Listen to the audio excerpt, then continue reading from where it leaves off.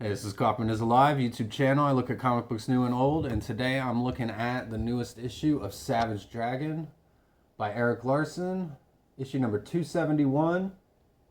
This is $3.99. Bought it off the comic shop rack. I love the old school Marvel Image Comic Group's logo that he puts on one of his variant covers here. The other variant cover is just the same cover. It's just got a darker background and it doesn't have that Image Comics Group logo.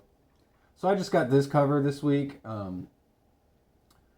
While a universe trembles, it says. We've got Mickey Mouse here.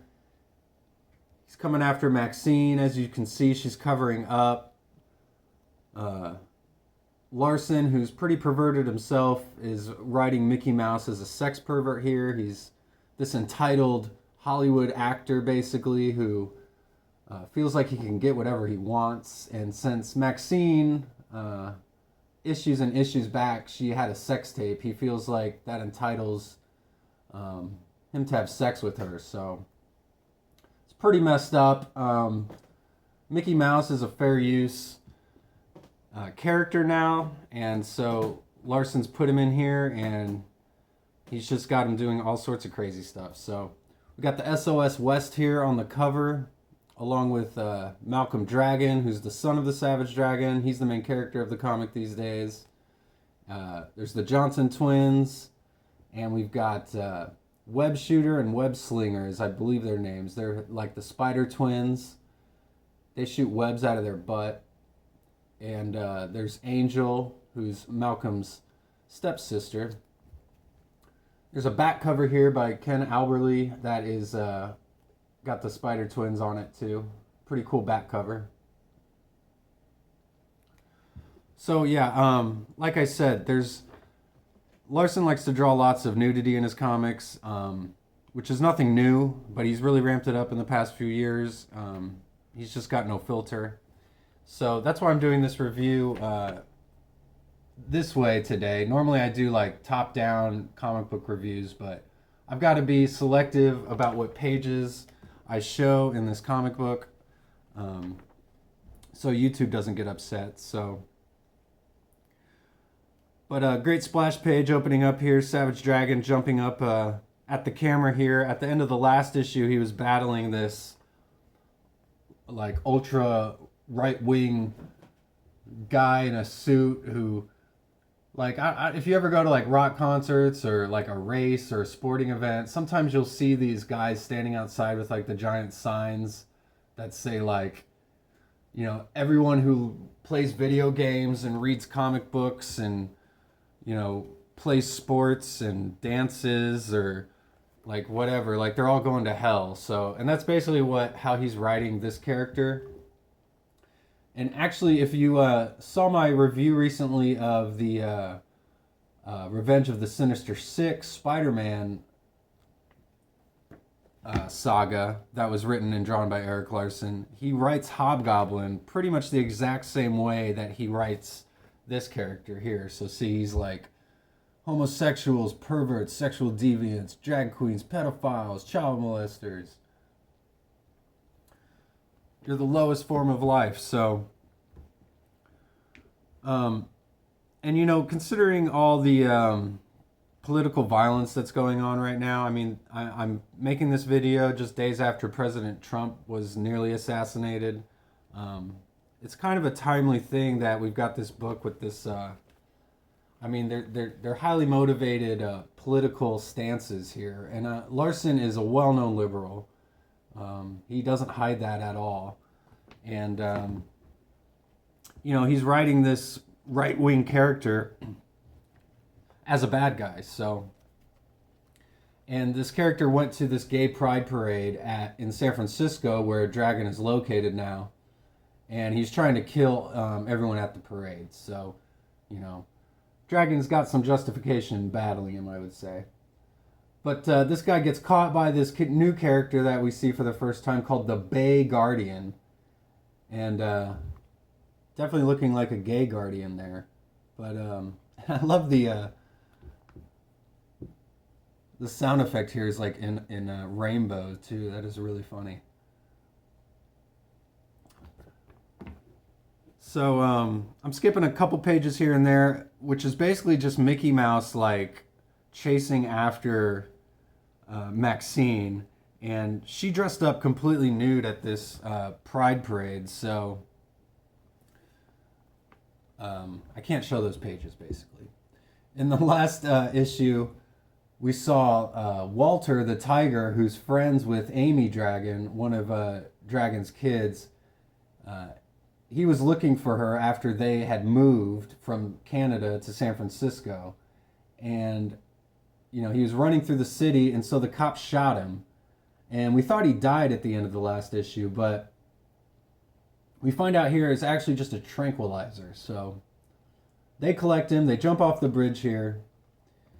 And you'll see Larsen, I mean, back in the old days, he had very detailed panels and lots of sketch lines everywhere. And, you know, as you can see these days, very, very quick panels. And like the Dragon Kids there, he's just, you know, drawing real quick lines to draw them. And like here on the bottom panel here, all those figures are just, you can tell they're really quick drawings. And he's talked about before how, you know, he's trying to get a monthly book out. So he's trying to draw as quick as he can, which you can take that one of two ways. Maybe you could take that as him possibly being, you know, lazy, not putting the time in. But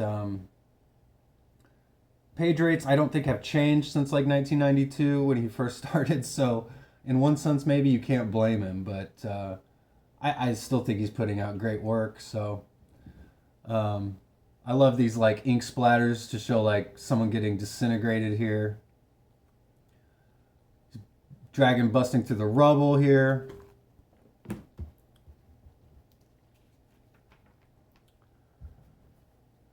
And finally we see the identity of this right-wing individual revealed, and it's actually Dusty Cooch is what Dragon says, and he's a well-known right-wing radio personality here in this universe. So obviously kind of a takeoff of Rush Limbaugh, or probably more recently Alex Jones. He even says here that he defamed a bunch of children who were in like a school shooting. So very on the nose there with this character. And his suit's been damaged, so Dragon is telling him, you know, not to keep pursuing this fight. And then in kind of the B plot here, we've got Angel, who's just got married to Dragon's best friend, Frank.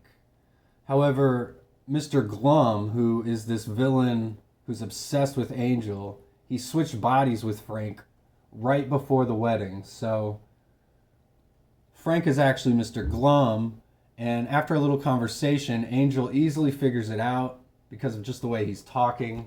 He's not acting like Frank, and he just killed somebody and is in jail. So Angel's figured this all out, and she wants to know where Frank is. And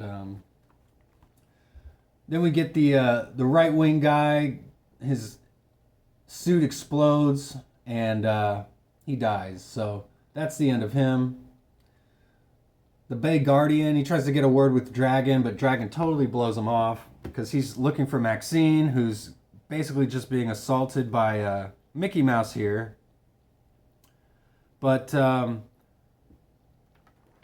can't show the page, but finally we get Minnie Mouse to save the day. So Mickey and Minnie reunited, and she hits Mickey with a baseball bat, and then Maxine is reunited with Dragon here.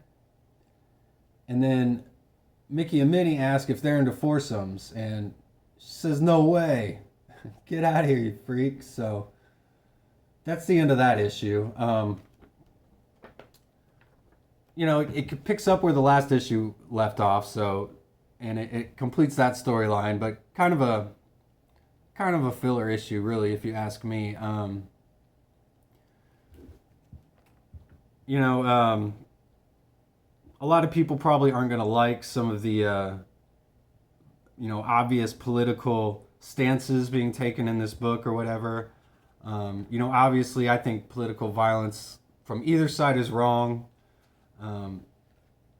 So, but kind of a timely book, like I said, how everything's been happening, and now we got Larson writing about, you know, political protests and turning it into this superhero book here.